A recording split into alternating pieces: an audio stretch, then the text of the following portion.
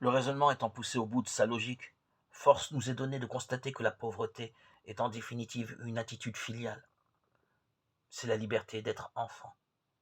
N'est-ce pas l'expérience et la découverte du Fils prodigue, Luc 15, 11, 32.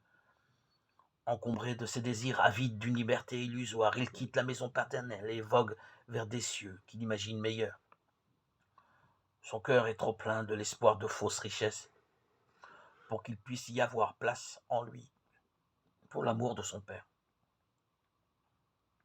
C'est dans le dénuement qu'il redécouvre celui-ci. Il n'a plus de biens fallacieux pour combler transitoirement son cœur. Il a besoin de l'essentiel, l'amour, et en l'occurrence l'amour paternel. Réintégré dans la famille, rentré en possession des biens et des joies de la famille, il a acquis cette liberté d'être fils, qui est une nouvelle relation entre lui et le Père, entre lui et les biens temporels. Si la pauvreté est une attitude filiale, il est clair qu'il faut être pauvre de cœur pour être réellement enfant. On comprend alors que le péché se situe au niveau du cœur. C'est refuser d'être enfant de Dieu.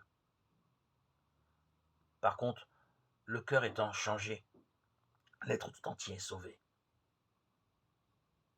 Pour celui qui accepte d'être enfant, ce ne sont pas ses péchés et ses erreurs qui le séparent du Père.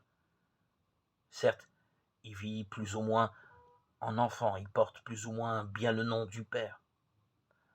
C'est le destin de chacun. Nul ne peut revendiquer d'être digne de Dieu.